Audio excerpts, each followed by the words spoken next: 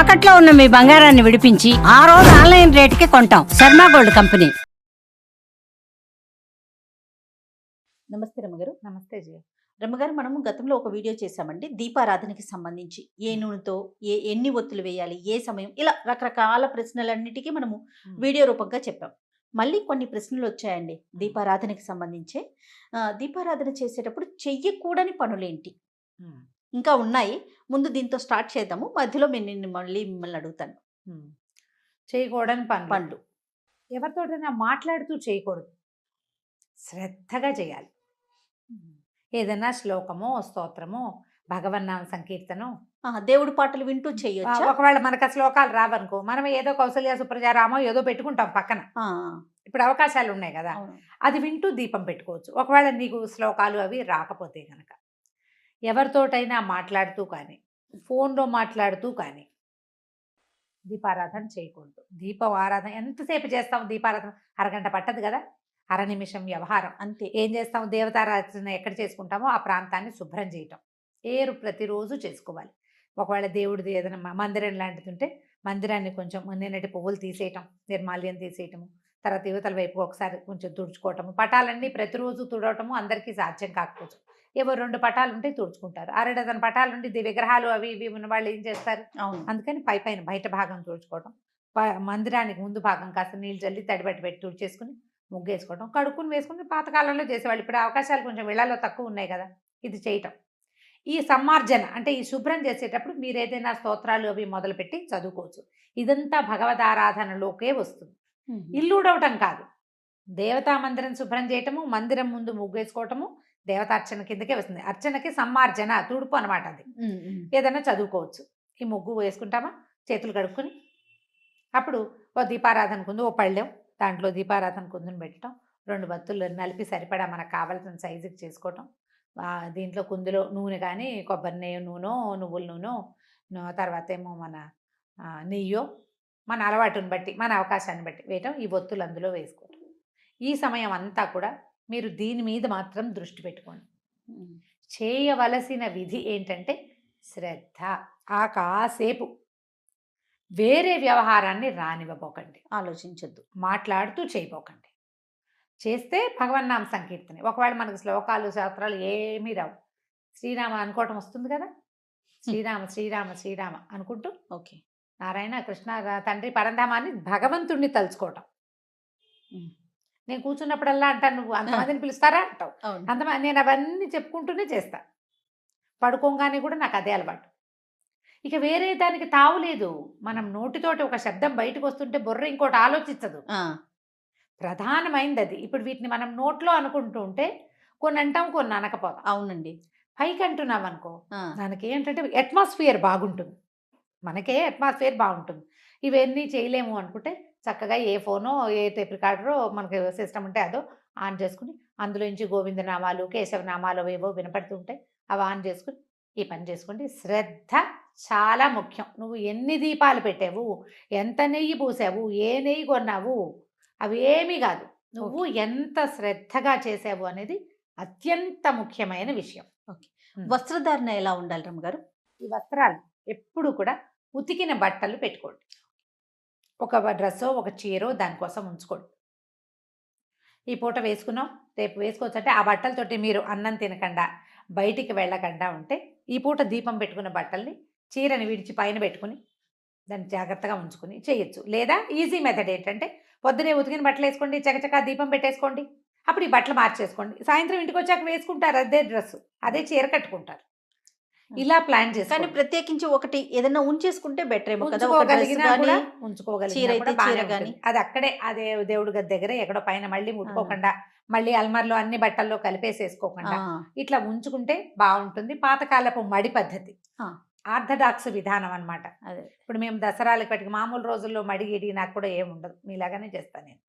దసరా 10 రోజులు, శరన్నవరాత్రి వసంత నవరాత్రులు 10 రోజులు, ఏదైనా ఒక నియమం పెట్టుకుంటే వరలక్ష్మి వ్రతం శ్రావణ మాసంలో నా మడిచీర ప్రత్యేకంగా ఉంటుంది. నేను ఆ మడిచీరే కట్టుకుంటాను. దాంతో మంచినీళ్ళు కూడా తాగను. పూజ అయిపోయాక మళ్ళీ చీర విప్పి పైన పెట్టుకుంటాను, మామూలు వేరే బట్టలు కట్టుకుంటా, మళ్ళీ రేపొద్దున దేవుడి గందరిలోకి అడుగు పెట్టేటప్పుడే ఆ మడి బట్ట కట్టుకుంటాం. అదొక పాత పద్ధతి. అదేలేండి. దానికి అవన్నీ విధానాలు, అలవాటు ఉండాలి, అవకాశాలు ఉండాలి. ఎవరి ఇంటి పరిస్థితులు బట్టి వారు వాళ్ళు. వారి మీరు అంత పద్ధతిగా చేయలేకపోయినా కూడా ఏ రోజుకు ఆ రోజు ఫ్రెష్ ఉతికిన బట్టలు మాత్రం వస్త్రధారణ అది పెట్టుకోండి.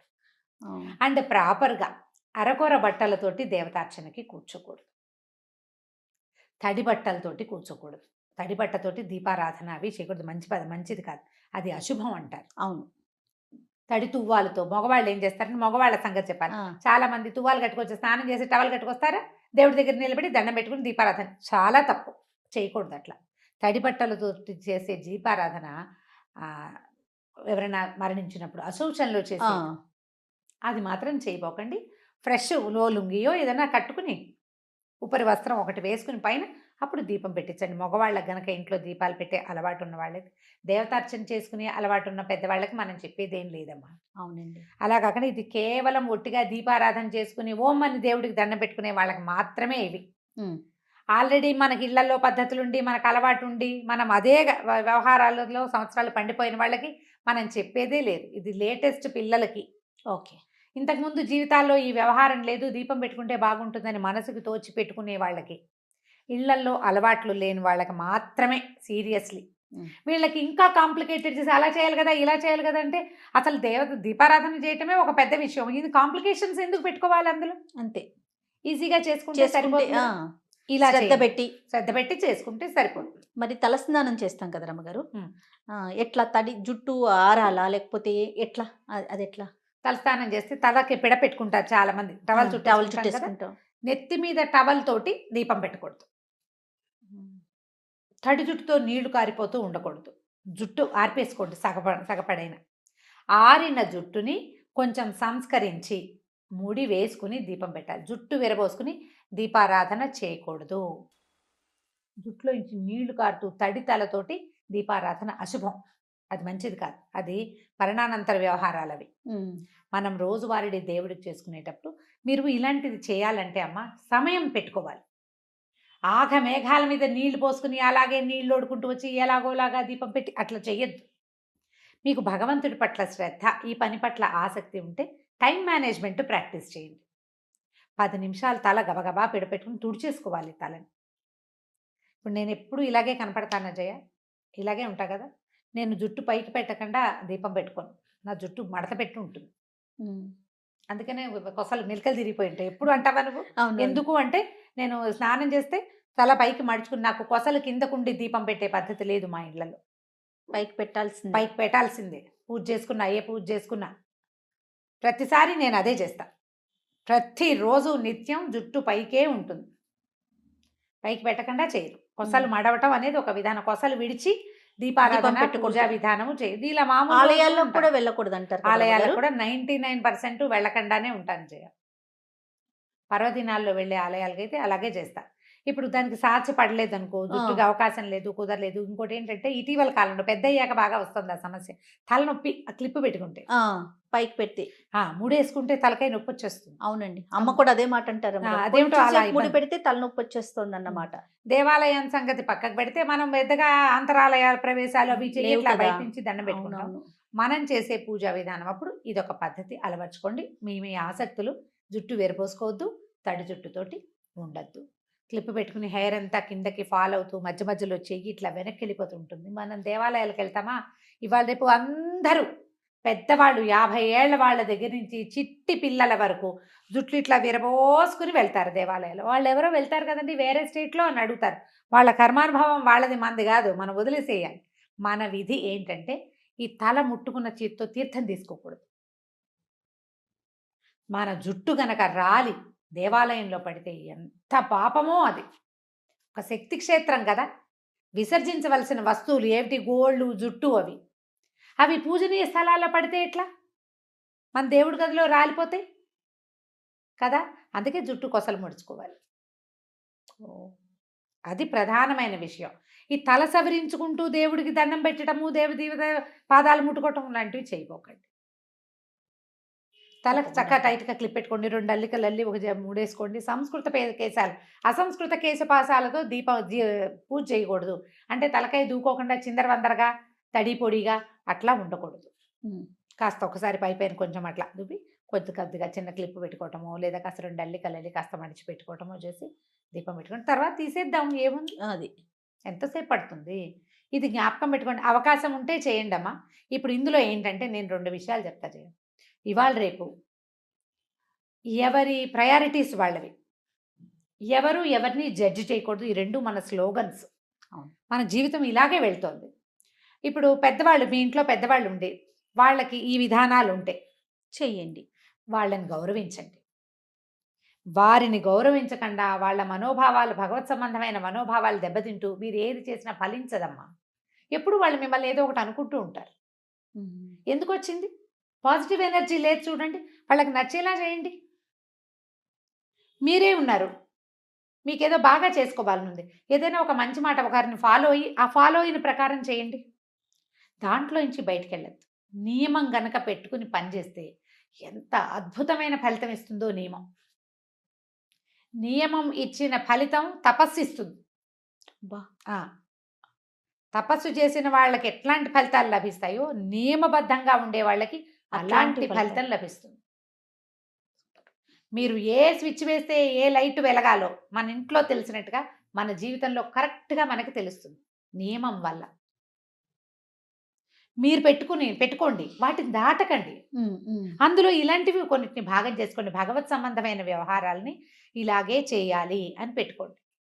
దీంట్లో కఠోరమైనవి చెయ్యలేనివి పెట్టుకోవద్దు. సులువైనవి మానకుండా ఉండగలిగేవి తీసుకోండి. అది దానికోసం తాపత్రయపడదు. భగవంతుడు ఎంత సులువైన నియమానికైనా లొంగుతాడు. ఆయన కావాల్సింది ఏమిటి? శ్రద్ధ, అంతే. అదే కావాలి. ఆ శ్రద్ధ ఆయనకి ఎంత అవసరమో మన జీవితానికి అంత అవసరం. ఇళ్లలో పెద్దవాళ్ళు ఉంటే ఖచ్చితంగా వారిని ఇప్పుడు ఈ వ్యవహారంలోనే మళ్ళీ ఇంకొకసారి చెప్తున్నాను, దేవాలయాలకి పిల్లలకి జుట్లు విరబోసి తీసుకెళ్ళద్దు. దేవాలయాలు మన సౌందర్య ప్రదర్శన క్షేత్రాలు కాదు. ఇంతంత బారుడు జుట్లు ఉన్న వాళ్ళు కూడా జుట్టు విరబోసుకుని గుడికి వెళ్తారు. ఇక్కడేవో పెడతారు 2 క్లిప్పులు, జుట్టు అంతా ఇట్లా కింద ఫాలింగ్గా ఉంటుంది. ప్రయోజనం లభించదమ్మా. జాగ్రత్తగా చేయండి. మనం ఎక్కడికి గుడికి వెళ్ళామంటే ఏంటి, మనం ఒక్క పవర్ స్టేషన్ లోపలికి వెళ్ళి బయటకు వచ్చినట్టు. ఎంత ఎనర్జైజ్ అయిపోవాలి మనం. మన ఎనర్జీని వేళ్లాడేసిన జుట్టు, మనం రాల్చేసిన వెంట్రుకలు లాక్కుపోతే ఎట్లా? అవి తీసుకోకూడదు కదా. ఈ జాగ్రత్త వహించండి. దీపం పెట్టేటప్పుడు కూడా ఇదే విధానాన్ని పాటించండి. ఇంకా అంతే రమ్మ గారు, చాలా అద్భుతంగా చెప్పారు. మళ్ళీ ఏమైనా సందేహాలు ఉంటే మళ్ళీ కామెంట్స్ రూపంలో ఉంటే మళ్ళీ మనం ఇంకొక వీడియోలో డిస్కస్ చేద్దాం. సరే, రైట్ రమ్మ గారు, నమస్తే. నమస్తే.